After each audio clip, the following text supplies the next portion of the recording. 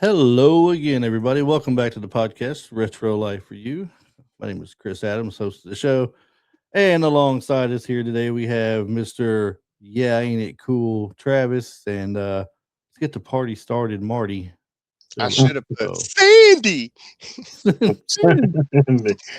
Wrong Travolta movie.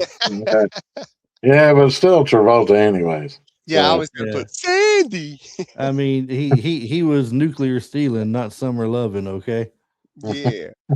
Yeah, today we're talking Broken Arrow. 1996. Would you call it like a action thriller? Yeah. Got a little yeah, thrilling I yeah. stuff call it to the I mean, first movie John Travolta played a bad guy and everybody loved it. he plays a good bad guy. He does. Mhm. His bag. Well, I don't know. Was Pulp Fiction out after this or before? Yeah, Pulp Fiction was way after Broken Arrow. Yeah, and he Okay, did Broken Arrow before he did Snake Eyes too. he did a Not Snake Eyes, not Snake Eyes. Face Off. Face Off, thank you. Yeah, and but we were talking about that earlier, actually, by the same director and everything too, and John Woo. Mhm. Yeah, John Woo was popping in the 90s, boy. Yeah, he was. Yeah, The he only did thing I quite a few missed was things out there. what he was famous for was there wasn't I didn't see no doves flying in this one. He usually had some moment where the doves would take off. Yeah, those are always fun in his movies. Yeah, especially his martial arts movies. Mhm. Yeah, kind of think of that. In Face Off. Yeah. Wasn't there Well, a Face scene where Off. somebody was walking really slow toward the camera and you see the doves Yep. going everywhere? Mhm. He was- Well, it was Face Off and Mission Impossible 2 Mhm. because he directed Mission Impossible 2 and that had doves in it. So What made me think of it was I don't remember what rap song it was in, but there was a rap song out in the late 90s, mid late 90s that said it was something about them doves flying like a John Woo film. yeah, I think that was a Wu-Tang song. It may have been, yeah. I have.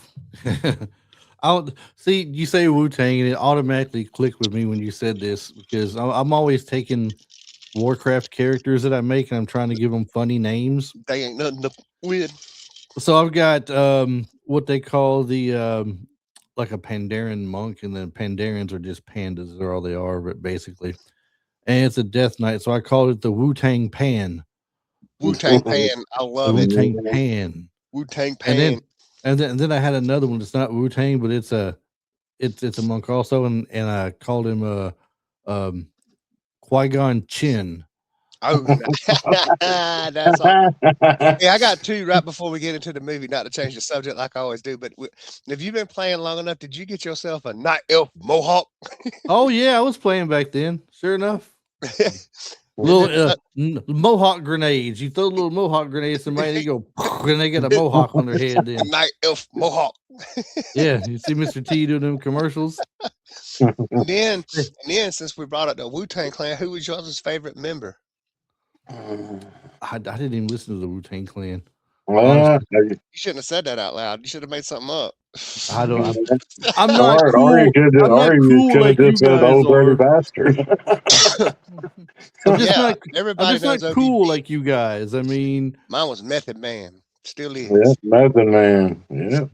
The METH. now I know who those two people are, but I did not know they were Wu Tang Clan. Yeah. We'll forgive you. You used to tell he don't know no better, Marty. He's just a boy. Yeah, that's right.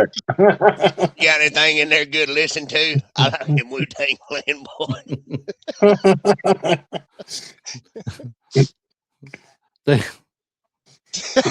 Is that Carl from Sling Blade listening to Wu Tang Clan? He got him tongue With tied. sinus infection. Lord. All right. Broken Arrow, 1996. John Travolta, Christian Slater. The movie delivered everything fans wanted from 90s action films. We got stealth bombers, stolen nuclear weapons, massive explosions, and one of the coolest villain performances of the decade. Directed by legendary Hong Kong action filmmaker John Woo, Broken Arrow blends Hollywood spectacle with Woo's signature slow motion gun battles and stylized action. So, to give you a brief description of the movie itself, it centers around 2 U.S. Air Force pilots flying a stealth bomber during a training exercise. Major Vic Deakins, played by Travolta, and Captain Riley Hale, played by Slater, are testing nuclear weapons aboard a B-3 stealth bomber when Deakins betrays Hale, steals the nukes, and crashes the plane in the Utah desert. Military calls this worst-case scenario a broken arrow, code for a lost nuclear weapon. Now it's up to Hale and Park Ranger Terry Carmichael to stop Deakins before he detonates a nuclear weapon for profit. The result is a high-stakes cat-and-mouse chase filled with desert firefights, train battles, and classic 90s action one-liners. Yeah. Fun movie. I was watching this earlier in the week, passing some time. I was just watching this movie, and I thought, man, that'd be a great movie to do on the podcast. I wonder if they want to do this. So I reached out to y'all. Travis sends me a meme back of John Travolta, and was it the What a Rush? Yeah, I said, GD, what a rush. That's what. Yeah, that's what it was. That's one of my favorite things he's ever done. Like, I remember this movie from him. Like, I think as far as his action movies are concerned, this, and then the only one of mine that tops this one with him, and it may be because it's the first time we get to see him as a bad guy, was From Paris with Love from 2010. So what was his first movie back after he, went irrelevant, I guess we could say? He disappeared for a while. What was his first movie back that was a big hit? Phenomenon. That was the first one? Yeah, I want to say Phenomenon. Okay. Wasn't this the same year as Phenomenon? Oh, we can easily find out. I mean, yeah, it could be. White Man, you had Get Shorty, which some people either like or hate that one, and then you had White Man's Burden, which was like in the future if roles were reversed between white people and black people, which was a really cool show to watch.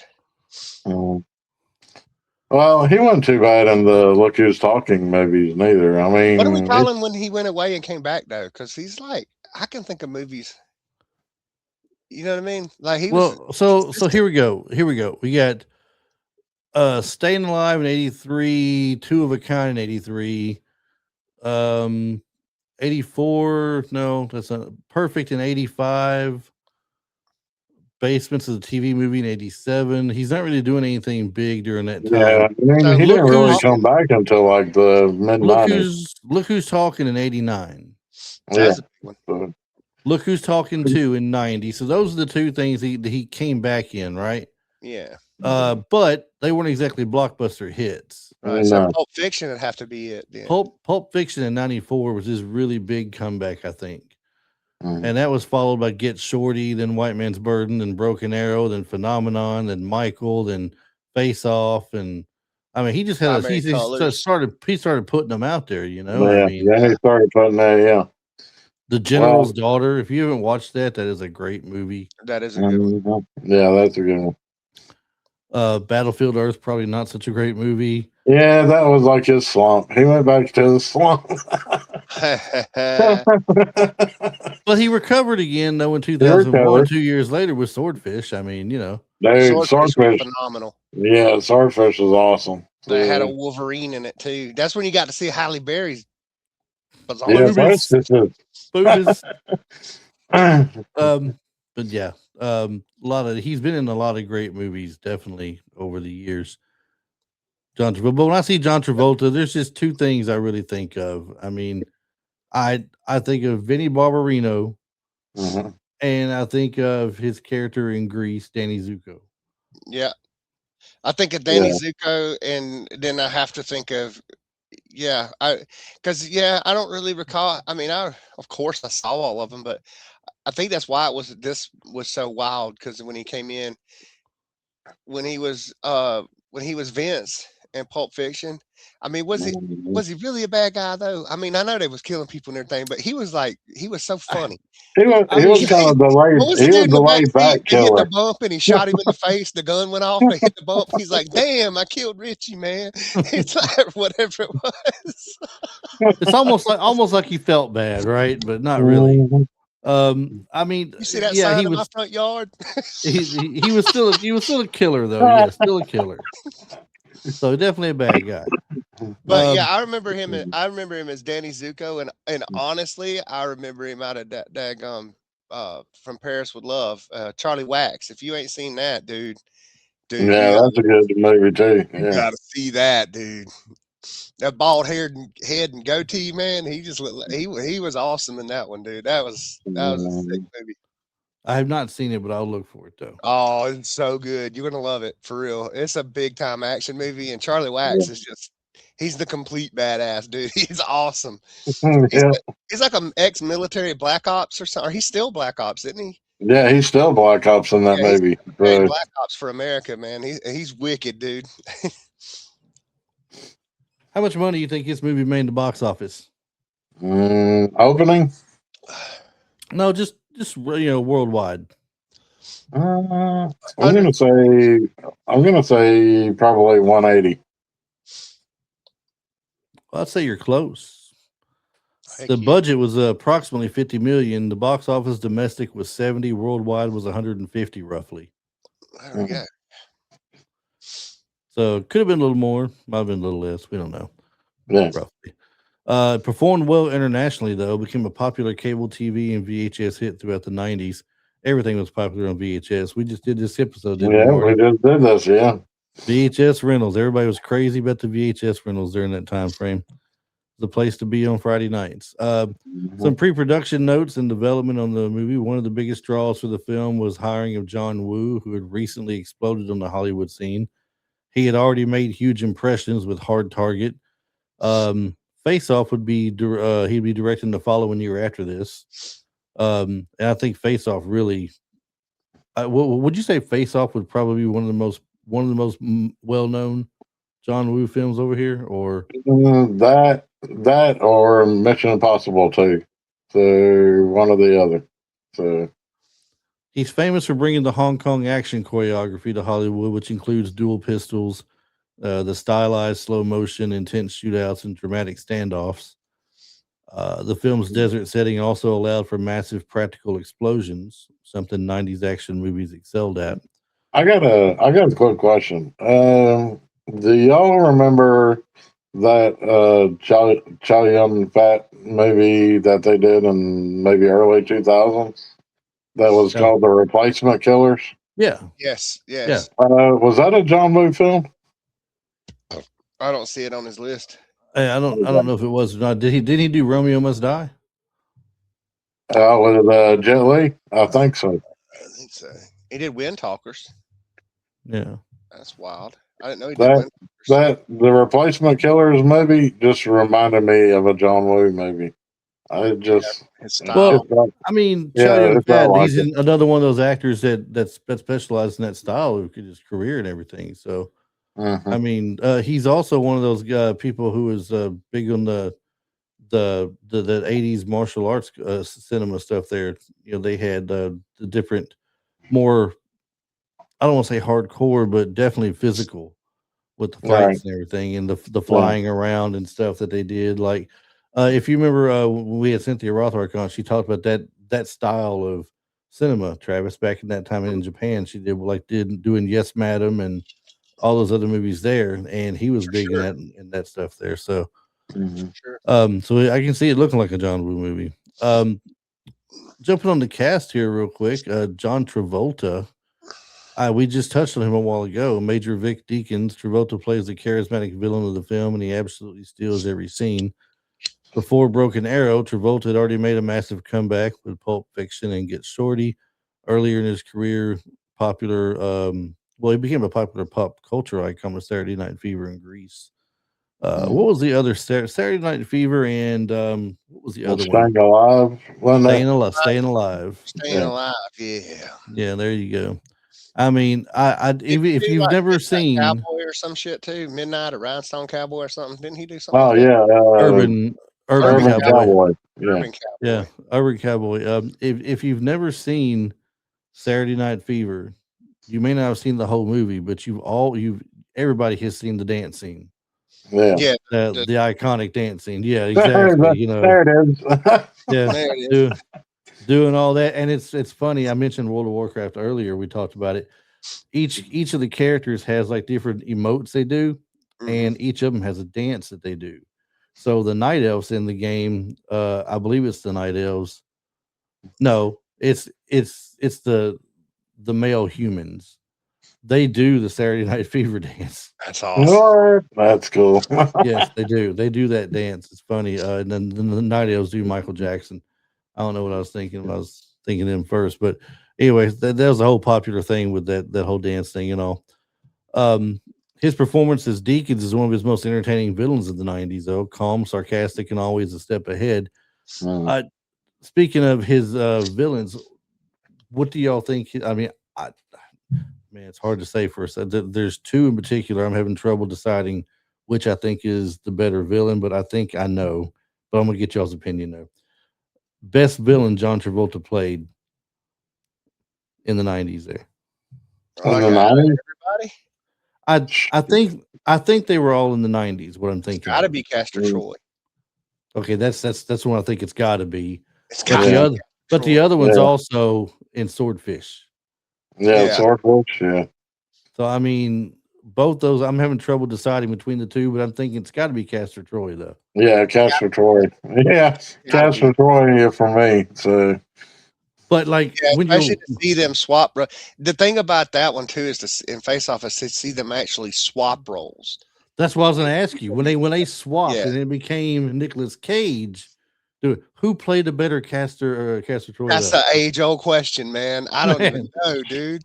That was so good. I know. I remember the part where he with the lunch tray when he was in the damn jail, and he just turned around with that crazy Nick Cage look. He's like, "I'm Castor Troy." He's like trying to pretend to be crazy. It's like crazy ass trying to pretend to be crazy. But the scene too where he was teaching, where they after they had swap bodies, and he was teaching that girl to stab somebody in the leg with the butterfly knife. Twist. That's what I'm saying. It was that, man. That movie's one of the coolest movies. Just that one movie's good. I don't know if any body swap movie can really even beat that one. Really. I mean, when you think of body swap movies, you don't think like hardcore action like that though. You're thinking Freaky Friday or like Father Like Son or True. Yeah. Big. Mm-hmm. I mean, we don't think of something like this. This is something altogether different on its own. It feels like when it comes to that. So yeah, but his villain in this, Deakins was a good villain too, though. I mean, it's like they describe him: calm, sarcastic, and always thinking one step ahead of what the others are going to do because he's got everything in his head mapped out, what the procedures are. That's what steps they would take in order they would do them. See, like if I was to take now, if we were to pose that question a different way and say who would win, I think Deacon would probably take out the other two. He would probably take Gabriel and Castor Troy out. Yeah. I can see that for sure. Christian Slater, Captain Riley Hale. Arkansas Dave, man. That's one of my favorite characters of his, Arkansas Dave, right there. For sure. That and Will Scarlet. He was pretty cool as Will Scarlet and Robin Hood. Yes, he was. My favorite Christian Slater is Happy Harry Hard On. So pump up the volume. Marty's dream thing to do is to sit at home with his own radio station and be putting out the music in his little commentary. Although that's technically what we're doing here without the music. I mean, we're putting our own commentaries out. Slater plays the heroic counterpart to Travolta's villain. During the late 80s and early 90s, he became one of Hollywood's biggest young stars with roles in movies such as Heathers, Pump Up the Volume, Robin Hood, Prince of Thieves, True Romance. I don't notice Gleaming the Cube in here. Come on. Right? They left out Hard Rain, too. Hard Rain was a great movie. Yeah, Hard Rain was that, They left out definitely a few for him. Do you remember a movie with Christian Slater and Marissa Tomei called Untamed Heart? Untamed Heart. Vaguely. Yeah, maybe. I don't know. You were talking earlier about Samantha Mathis talking her doing the little touchy-feely movies and stuff like that, I guess. Oh, yeah. So Untamed Heart kind of falls into that category, I guess. He's a very the sick mushy person with a mushy. bad heart. Yeah, mushy mushy. He got Yeah, a the bad mushy mushy. he has a bad heart, and his mother always told him growing up that he had a gorilla heart, a heart from a gorilla. And Oh, I'm gonna tell you what my favorite Christian Slater movie is. what?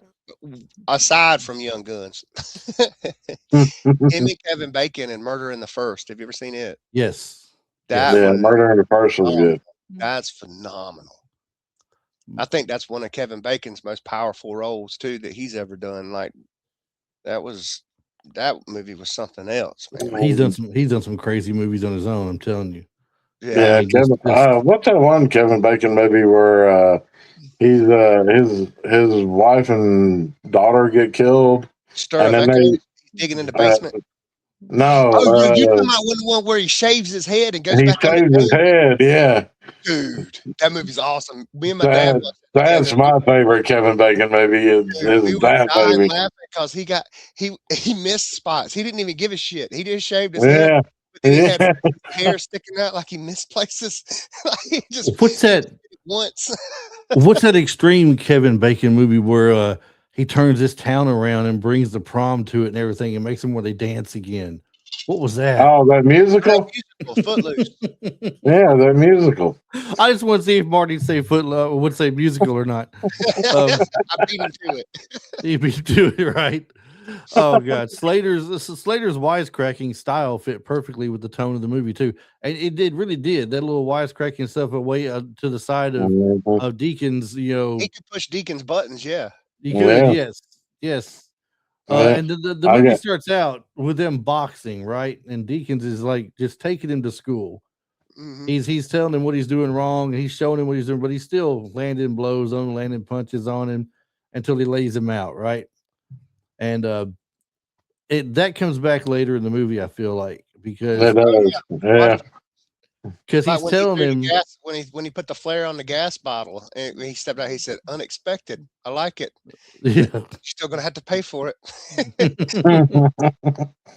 Well, he tells him, he says, this isn't real. This isn't real anyway. We're just sparring, right? It'd be different if it was real or something. And it's like he's picked up on the stuff he's taught him. Basically, he's learned from him. Mhm.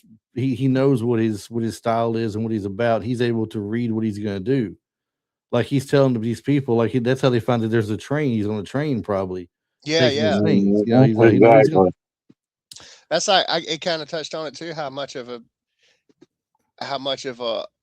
apprentice he was as well. When John Travolta's character was asking, he's like I didn't ask you if you wanted to be in on it. He's because you knew I wouldn't. He said, "Nah, hell," because I was afraid You would. And that was crazy too. When he goes to turn, it's like when you're watching the movie. Let's say you didn't know what was going on, and you just came blindly into this movie watching it, and you just get a feel for Deakins right off the bat that he's just something's weird and off about him, right? The way he acts and calculated he is. That was another thing with the John Woo that made me like, okay, yeah, this is Asian. All right, it put me in the mindset of his war movies. The Red, there was one, he did it a lot in his big Chinese war movies, when they were on the plane and he said that thing, and it like the way it zoomed in on John Travolta's eyes just looking at him. like you knew he was about to turn on him. That's what I'm saying. He's just like, yeah, the way he was looking at him was it was like overly sinister. It was almost comical. Right. But then it's like Slater's looking off to the side, right? And but he catches him in a reflection. He gets sees him in a reflection, pull the gun out, and automatically turns around to defend himself. Otherwise, that was I'll tell you what, for sure. I think that particular part where he pulled the trigger and it hit the bottom of his helmet or whatever, dude, that was one of the most impressive, I guess, special effects type scenes in the movie, though, because the way it looked, man, it looked like it shot him in the jaw, but it just hit the side of his head, reflected off of his helmet. That was a wicked little spot right there. Yeah, and you know that they say that Christian Slater did the majority of his own stunts in the movie. I can see that too because the underneath the train part, that Mhm. actually looked like he was being dragged underneath the train because you can see the camera when it was right up on his face, and it was like that ain't no stunt double. That's It, actually him being dragged along. So that reminds me of Travis McKenna being on when we did the Batman Returns thing, and he said that he would make sure he would tell them like they say, you know, do you think you could do this? You know, while you're Oh, here, when he was in the cold water. yeah, because he did the Nobody told stuntman him. work, right? So since he did the Poor stuntman work guy. and stuff before too, he was basically like, yeah, you know, I'm gonna get extra money. Well, how much extra am I gonna get out of this? You know, this is Mhm. maximizing his money. I wonder if Christian Slater did his most of his own stunts because he's maximizing his money that he's getting yeah, paid for the film or something. yeah, maybe. How many of them actually do that? You know, with the other some of them do it because they just want the thrill of doing the stunts. Yeah, Yeah. Tom Cruise. That's one. Right. That's one that comes to mind right off the bat. So, Yeah. Exactly. Samantha Mathis played Terry Carmichael. Plays a desert park ranger who helped Slater stop the stolen nukes. She also appeared in Little Women, American Psycho, and with Christian Slater in Pump Up the Volume. And with mhm. Christian Slater and Fern Gully. Yes, didn't do Christian was voices of Pip. Fern Yeah. Gully. He was Krista. Fern Gully, yeah. Right. Pip was Uh, the redheaded one that was after Krista, the other fairy. Now there was a couple of different people that almost got that role of Carmichael. One of them they offered it to Helen Slater. Oh, Did I say Helen Slater? I'm sorry. yeah. You know I didn't mean Helen Slater. You meant Michael Dukakis. I did. Yeah. He meant Helen Michael Dukakis. Helen Hunt offered the role of Terry Carmichael, but she turned it down in favor of Twister. That might have been a mistake right there. Twister wasn't that great, right? Wrong. Smart move on her part, actually. Both were I great don't know how much movies. I like the idea of Helen Hunt in Terry Carmichael's role either. I mean, I don't know how well she would have done it. Who knows? She had her own little twist to it, Mhm. but she could probably pull it off though. The one that I don't think could have pulled it off was the other one, which was Jennifer Aniston. Oh, I don't think Yeah, no. I don't think think Rachel that would pull it off Leprechaun? very well. Did she turn it down for Leprechaun? It didn't say she turned it down for anything. It said that she was also considered for the role, basically. Is all it really said. So, but yeah. Yeah. I could have had some. We could have had somebody else. Mm. Yeah, Thankfully, not Rachel Green. thankfully not Rachel. Delroy Lindo, Colonel Max Wilkins. Yeah, I love Delroy Lindo and everything he's in. Yes, Mhm. he plays a lot of good roles. He's I one of loved him them. in the Like, if it wasn't going to be Danny Glover, it'd probably be Delroy Lindo that I'd want as my grandpa. Yeah. Danny He Glover was would be a great good in Mr. grandpa, wouldn't he? Huh? Danny Glover would be a good grandpa, wouldn't he? Yeah, he would. Yeah. Yeah. We were just talking about pre-production here. We were discussing a movie called Sinners, and he played Delta Slim in Sinners, Yep. which he did awesome in it too. This is Lindo brings authority and intensity as a military officer trying to recover the nukes. Also appeared in Malcolm X, also in Get Shorty. So there's another Travolta Yeah, he tie-in. was in Gone in 60 Seconds too. Now, Gone in 60 Seconds. I'm gonna say Gone in 60 Seconds or The Core was probably my two favorite things I've seen him in. yeah, I'm gonna have to say it's gonna be Sinners for me because, like, dude, Yeah. Sinners Me too. was Sinners. Yeah. awesome in Sinners, man. Well, see, I haven't seen that, so I can't say I liked him in Oh, that. I I love can't say Sinners. that. Sinners is in my top 3 vampire movies of all time. Yeah. For That's my second. That's literally my second. See, that's a great thing about having the three of us on here, then, because all now while the two of y'all have the same likings in horror movies, at least Mhm, the three of us still have a difference in what we like to watch mostly too. for But sure. but we Yeah. will watch things that the other one does watch as well.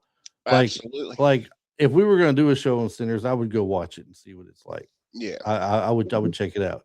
You know, just like Travis against his better judgment went and watched the John Candy movie that he didn't care And for. I did, like, I make fun of it, but at the same time, it was a pretty daggum funny movie.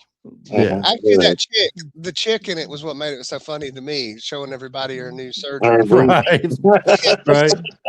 And the one thing for me was Sin City. I never watched it. I didn't want to watch it because of the style of movie it was. Yeah. But he wanted to do it, so I said, "All right, you're always doing my movies. We're going to do this movie."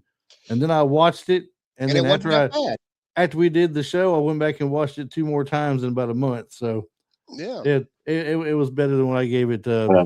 the thoughts for and everything. I had bad thoughts about it going in, but it was actually. But speaking of that movie, what did y'all? I know Chris hasn't seen the sequel, but I know Travis, you probably seen the sequel. What did you think about the sequel?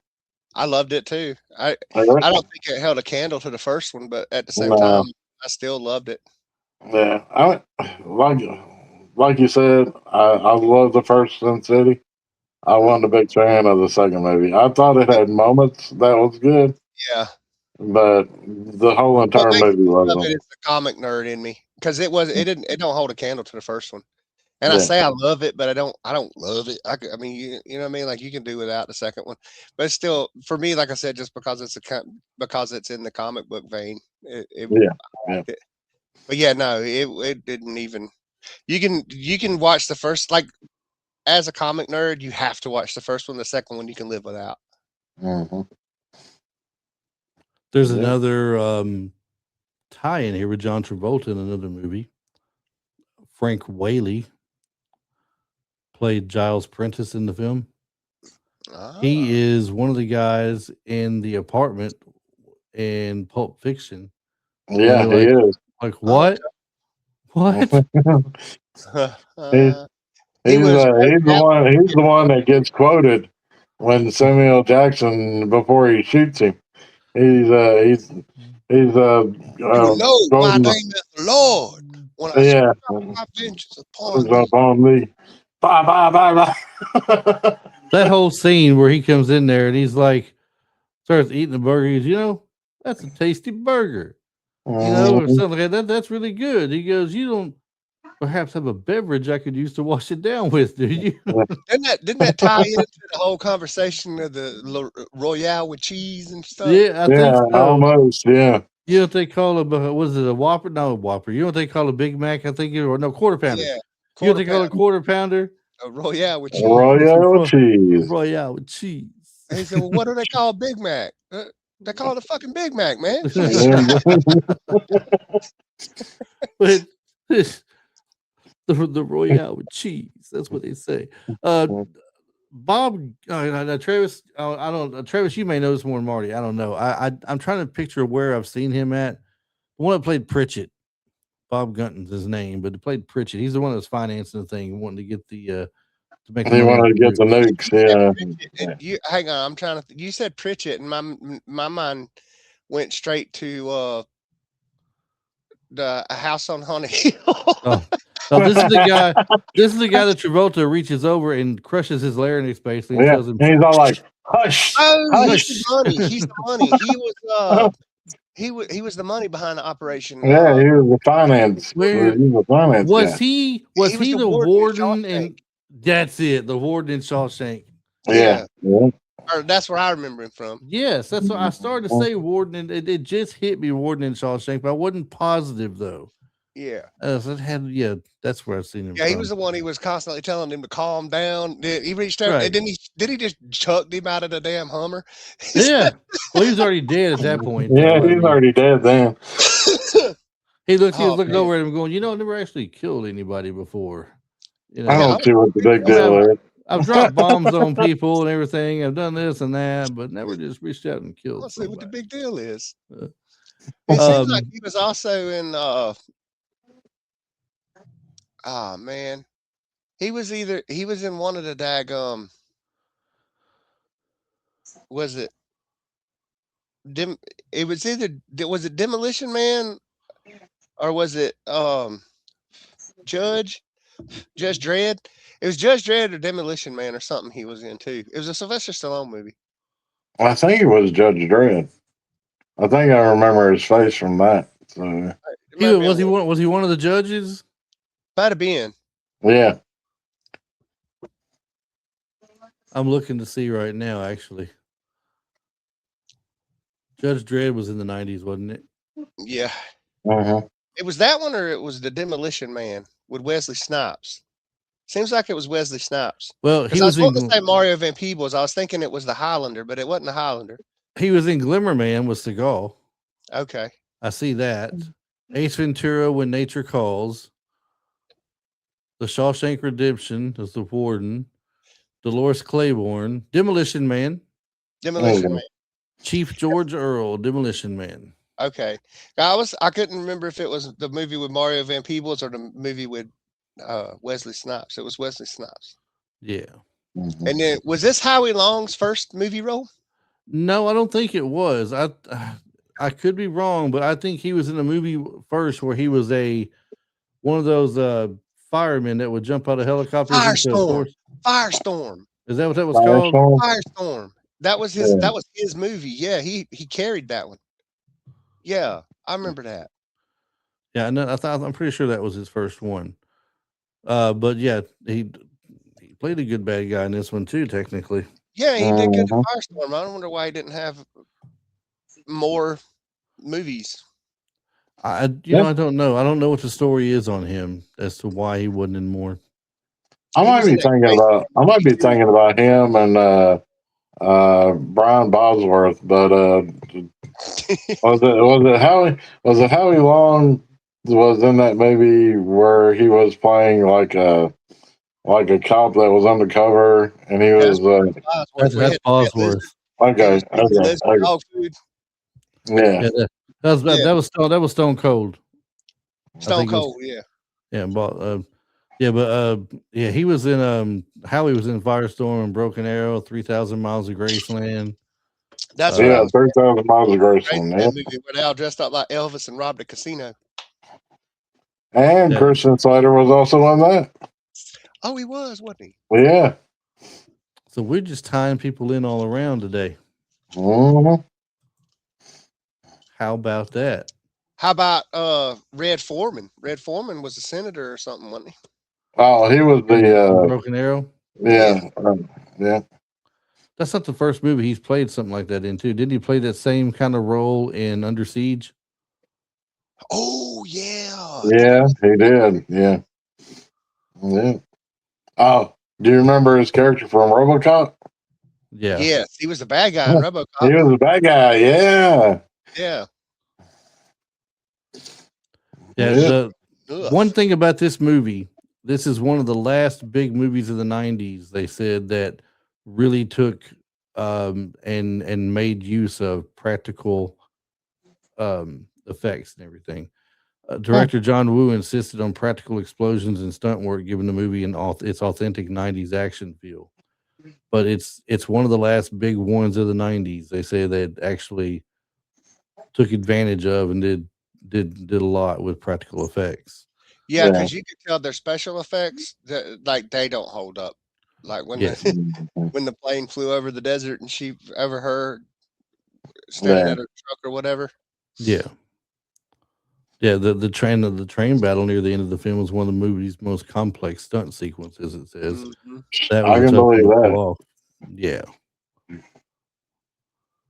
Hans Zimmer was a composer doing the music in there. He's fairly well known for a lot of good movies. Mhm. I got a few questions to toss at y'all though, but Vic Deakins, is he, in your opinion, one of the most underrated villains of 90s action movies when you think of all the rest of them that you've seen? Mm, I think as far as memorable for today, I would say yes. But like I said, at the time, because I was in my teen years when this came out, and this movie was huge to teenagers, like, just 15, 16, 17-year-old group, like everybody was all over it. So everybody loved it. So it seems to me like in the day at the time, I would say no, but like as time has gone on, I would say yes. What do you think, Marty? I thought he was the more I thought he was the more like complex villain out of like all of his other villains. Deacon was more he had that kind of like he would think everything before actually doing it. So and all of his other villains were just kind of like, they would just kind of, yeah, I would almost say, fly by the seat of their pants, almost, not calculating everything, except for maybe how Travolta approached his villain role in Swordfish. I want to say Swordfish and Deacon and Broken Arrow were almost the same. They had that same feel to them. So, Do you think that people watching in the 90s though, do you think that they considered him not as big a villain as some of the other ones that they had seen in the 90s? Is he underrated compared to everybody else? Like when you think of 90s villains, who are some of the first ones that come to mind to you? 90s villains? Yeah. Tong Po. Yeah. Was that 90s? It may have been it could late have 80s. It may have been late 80s. I mean, Castor Because Troy definitely. Tong Po was that Kickboxer, wasn't That's it? Kickboxer, yes. Yeah, that's good. Yeah, I think that might have been late 80s. Mm. Oh, you got his face off, Castor Troy. I mean, that's going to stand out there for sure. Yeah. Yeah, you had And then Harv you and got- Marv and Home Alone too. So Yeah. Marv was pretty. Hey, those are villains. Those are villains, man. Those are villains. They're villains, dude. What about Agent Smith though? So you had Agent Smith, Yeah. Mr. What was it? Mr. Anderson. Mr. Anderson. Oh, you know who else you had in the 90s? You had Hannibal, dude, and Candyman. Yeah. T-2000. Who else? Buffalo Bill. Yeah, so I mean, you had a lot of people to compare him against and everything. I mean, but I would say, I mean, he definitely stands above a lot of the ones you just mentioned as far as a bad guy goes, as far as being like a great villain. But the question is, would people have considered him that, or would they have gone the popular route and said, "Oh, Buffalo Bill or Buffalo Bob, whatever his name is"? Well, when you think of who he's up against too, I'm having to think of. I wouldn't think of those guys. That's me trying to think. I would think of like action villains too. So I would, you know what I mean? Or even how Tommy Lee Jones approached Under Siege as the villain. Yeah. I like, dude. There's a good comparison right there. There's a good comparison. That's a good one. Because they're two different types of actors, but both of them were similar in the type of villain they were in calculating and.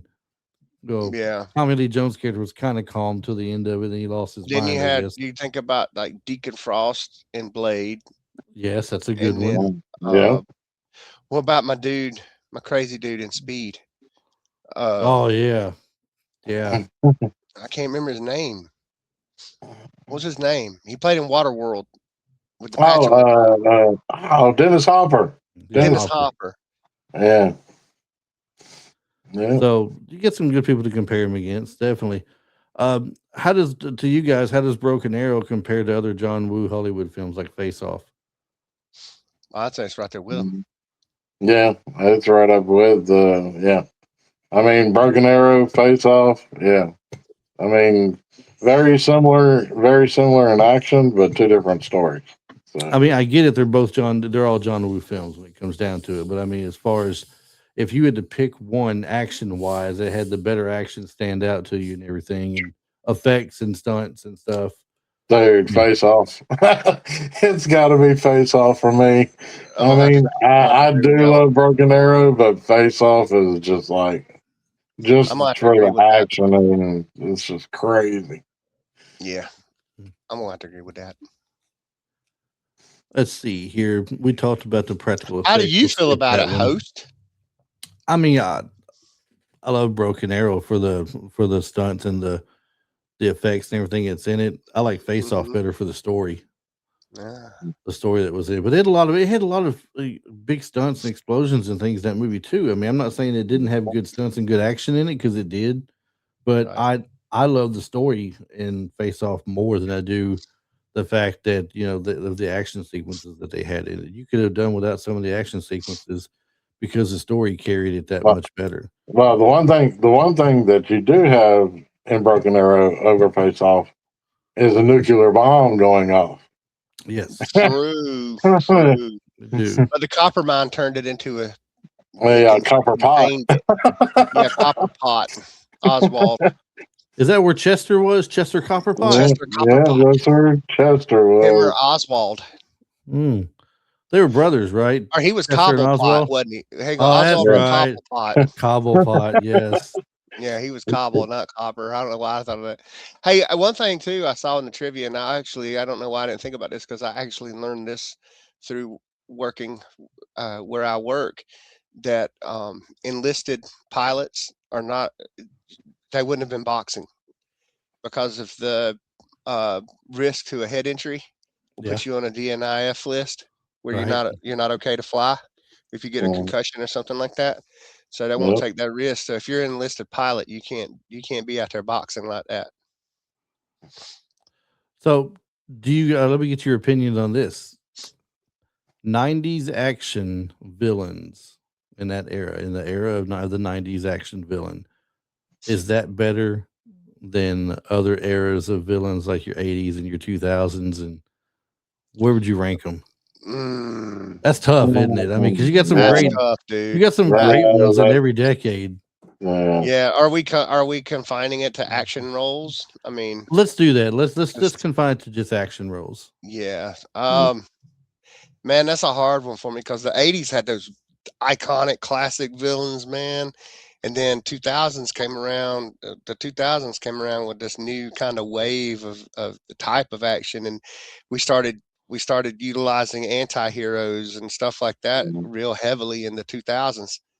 I mean, that's a hard one for me. I'd have to. That'd be a whole show for me. That'd be a whole. I'm gonna tell you the one villain that could take them all down from the 80s and the 90s and the 2000s is the Predator from the 80s.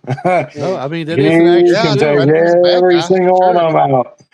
Yeah, that's an action film. He's the bad guy. But the Predator never went away, too. Though he was in every one of those decades, including still now. The new Predator is awesome. Yeah. Man, so Christian Slater turned down a role in Assassins to work with director John Woo. He was going to be in that movie apparently, or he could have been. As preparation for his role in this movie, said he gave up smoking. I don't know why he gave up smoking for the movie, but apparently he did. Did you know that the phrase "a broken arrow" is not actually used to refer to the theft, loss, or seizure of nuclear weapons or components from the U.S.? That is known as an empty quiver. A broken arrow is defined by CSI 3150.03B, which is the way you look up this process and procedure. I've learned that at my job too. Joint reporting structure, event, and incident reports. That's the document.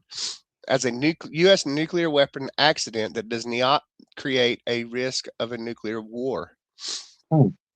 So a broken arrow is an accident that does not create the risk of nuclear war. A missing component is called an empty quiver. That's neat.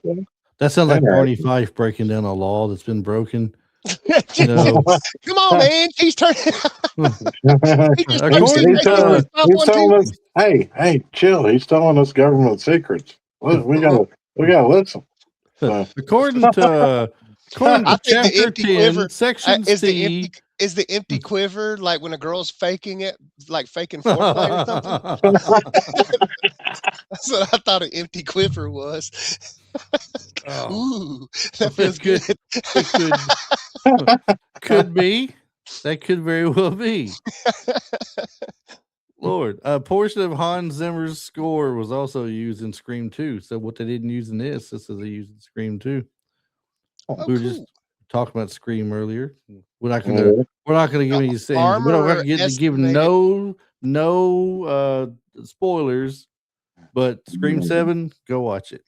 Heck yeah. This had to be cool and fun for these guys. The armor estimated that over 60,000 rounds of ammo were fired while making the film. That is a lot. That had to be fun. That is a lot for sure. Let's see. Another bit of trivia. After the surprise success of Speed in 94, Graham Yost's script for this film became a hot commodity along with that of The Flood, which became Hard Rain in 98 for Paramount Pictures, also starring Christian Slater, and was optioned by 20th Century Fox. It was greenlit instantly by the studio once they were able to get Oscar nominee John Travolta to star in it. Travolta had become a bankable movie star again because of his huge success on Pulp Fiction. So, yeah. I just saw a one right here that John Woo cast Samantha Mathis as Carmichael because she was, quote, not a scared girl needing protection. Made me think, how good was that fight scene between her and Christian Slater when she put the knife to his neck and told him the gun, I never keep it loaded, and like he hesitated. Like, dude, that fight scene, I think that fight scene was underrated. We didn't even touch on that. That's true. That's true. That was a heck of a fight scene. And it didn't make you feel like, ain't no girl gonna whoop no dude, because he was still, when he grabbed a hold of her, it was a man grabbing a woman, but at the same time she was getting at him. Yeah. Absolutely. John Travolta his idea to play Deakins' character as bigger than life the way he did. I guess he's one of the few people that can get away with improvising a character, though. Not many people get away with that. I think Jack Nicholson is one of the only other ones that I've really thought I can really think about that can get away with it with no problem improvising and changing the character around. Or maybe Robin Williams when he was with us. Yeah. Robin Williams for sure. He improvised most anything. Yeah. I remember them saying you just turned the camera on him and you were about to get gold. Pretty much. You didn't even have to write that man a script. No. This is pretty cool. I know Peter Levy has to have some animosity toward Oliver Wood, who was considered, or vice versa. That way. Oliver Wood was considered to be the film's director of photography, but he was unable to take the job due to a broken ankle he sustained while shooting Cutthroat Island. So Oliver's got animosity toward Peter because he was replaced by Peter Levy, who also replaced him on Cutthroat Island. John Woo later picked Wood to shoot his next film. What were you saying earlier? Oh, you were giving us a description. Do this again for us. Okay, we're on the podcast now. We're live and going.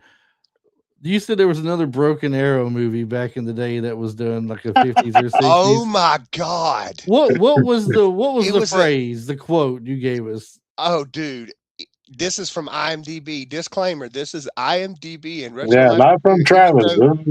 Even though we use IMDb abundantly, we do not always agree, and its opinions and thoughts are not our own. It's an old Western from the 1950s, and I forget the character's name, but said he found Cochise. Was that the Apache? Cochise, yeah. It's Cochise's people. And this, I guess, ex-military guy or whatever found this child and took him in, and he got to thinking that maybe they're human. Maybe they're people. Maybe they're actually human. Indians are people too, right? Yeah, Indians are people too. So I was reading that out loud and just went, like, I didn't have any premise on it. I was just reading it off to the guys, and then I was like mid-sentence, I went, whoa. So let's jump into the future now. Okay, let's jump into the future. In an interview on Parkinson, Halle Berry recalled that the producers turned her down for the role of Terry Carmichael and told her, quote, "There are no black park rangers." Oh, man. What? Man. Once again, not the thoughts and opinions of Retro Life for You. No kidding. But apparently the producers of the movie felt that there were no black park rangers anywhere in this world, I guess. Yeah, here's a burn. This is some shade. This is like Pete Davidson and Ariana Grande. That says Samantha Mathis says that kissing her ex-boyfriend Christian Slater in this film was, quote unquote, like kissing your little brother. It's kind of hardcore. Wow. Oh, here it goes. Touching back on why Christian Slater gave up smoking, he said he did it so he'd be able to do all the stunt work required. Oh, well, there you go. Not run out of breath, Yeah. I guess, right? Yep. Mhm. That's it. Samantha Mathis was a huge fan of Travolta, nervous to work with him. Marty, this is for you. In Yes, the I was film, thinking the same thing. in the film, John Travolta's character says "F them if they can't take a joke." Christian Slater said that exact same line in Heathers in 1989. Exactly. Yeah. Yeah. That's F them something. if they can't take a joke. That's right. Well, I guess I'm just scrolling down to make sure I'm not missing anything cool here. I don't see anything else that kind of stands out to me right now. No, not really. Maybe the director John Woo's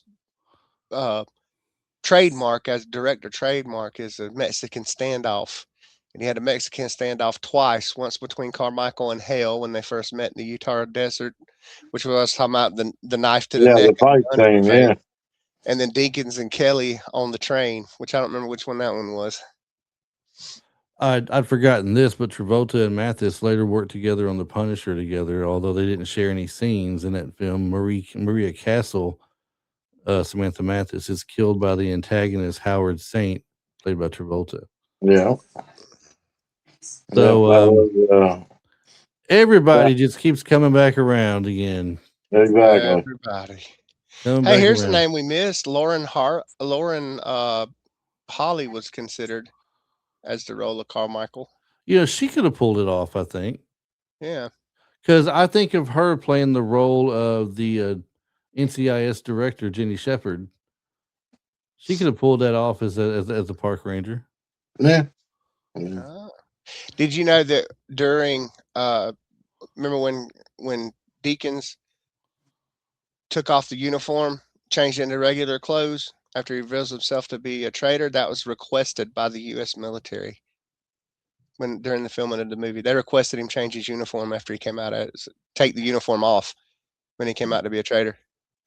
Wow. That's pretty neat. I got one more for you guys, and we'll go and start wrapping it up. I don't know how interesting this is, but I see some big names tossed out there. So, around the same time that Broken Arrow was in production, there was another very similar action adventure thriller titled Sandblast in development. In early '95, Eddie Murphy was signed on to star in that film due to him wanting to do more serious action movie roles. Script for it was written by screenwriter Stephen Maeda, I guess, in '93, and he sold it to Joel Silver, famous producer of many action hits and Warner Brothers, for $750,000. Described as both Die Hard and cliffhanger in the Desert Sandstorm, the plot of Sandblast would have been very similar to the plot of Broken Arrow. It was going to take place in the Iraq desert after the Gulf War, and Murphy would play the lead role of ex-landmine expert and army specialist who has to help a group of U.S. commandos to stop the team of traitorous Green Berets from tracking down lost nuclear warheads, which are somewhere in the desert. Well, that is Desert the wasteland. same. Yeah. That is the same, basically.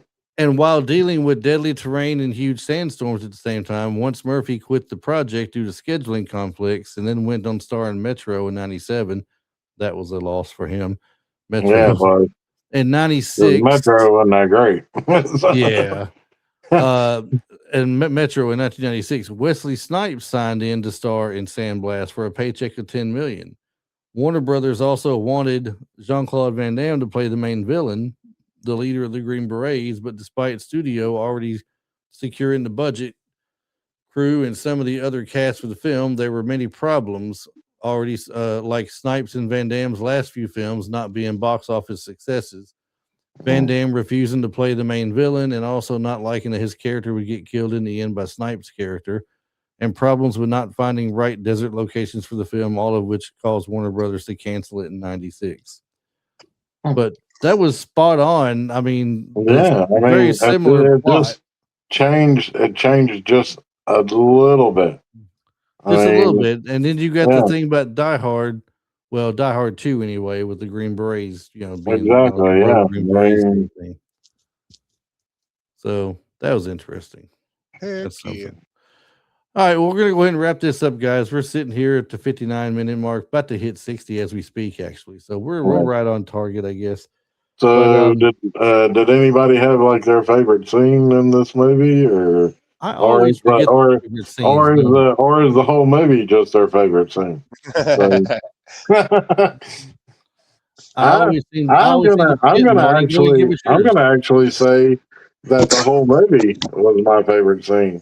So I really liked the whole movie. So Fair play. I'm gonna say the part where the bomb explodes, man. I love that when they're showing the ground erupting and all that, and then John Travolta. I said, I ain't even want to rush. yeah, That's my absolute favorite single part of that entire movie. The way he delivered that line, everything, like that's my absolute favorite. Everything just worked out well together, didn't it? I don't know that I absolutely have a favorite scene in it. And there are so many good action sequences in it and such. I mean, the first time where he has to remind the guy not to shoot at the thermonuclear weapon. That's second place. Yeah. That's second place. Now, all right, could we not shoot at the thermonuclear weapon? Was that not? Oh God, that reminded me of another movie. The Rock. I think wasn't it The Rock? Because of the green that chemical warfare. Yeah. He was all like stop shooting at the missile or something like that. But he's saying it kind of calm, like in a way, though, you know. Or maybe in Armageddon, where the guy's like, "Please get off the nuclear warhead." Yeah. He's like, I feel like Slim Pickens. he was doing the rodeo. Yeah. He's like, yeehaw. That's correct. I guess that's pretty much, you know, what would be it for me. Just the first time he called that out. Otherwise, there's so many good action sequences and things. It's hard for me to pick one. So I may have to be like Marty and say the whole movie. I don't know. Yeah.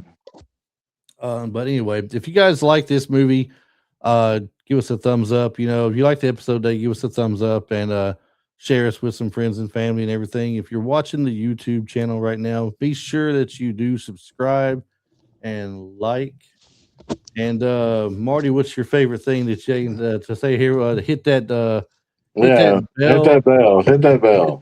Like and subscribe, like it says bell, right there. That bell right there. That bell. That bell right there. Hit that right there.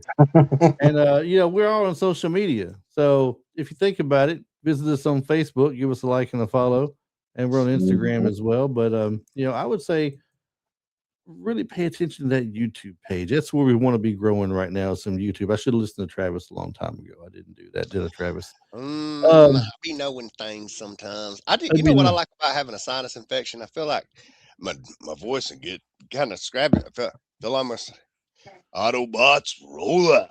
I feel like my Optimus Prime gets better. I did not know. I didn't hear Optimus Prime just then. You didn't? No, sorry. It sounded like Optimus Prime with a cold. Yeah, Optimus Prime with a cold, pretty much. Yeah. Yeah. I feel like I could pull off a better Optimus Prime at that point. What you did just did. But I'm not even going to try it now, because as soon as I try it now, I'll sound like a dummy. You sound like people of Earth. Yeah, no, it don't. I can't get it as low. No, and you do have a pretty good Optimus Prime too. So normally. So do you have anything you want to leave us with this week? Are you prepared in any way? I don't know, but do you know what you get when you drop? Like if you get a army person to help you, or like you heard all them old jokes about pianos falling out of a building when they were moving things and everything. You know what you get when you drop a piano on a military man? What? A flat major. I thought you were going to go the more diabolical way when a piano falls on a kid and you get a flat minor. Yeah. That was Marty, a good one. Marty, you got any closing words? Stay retro, everybody.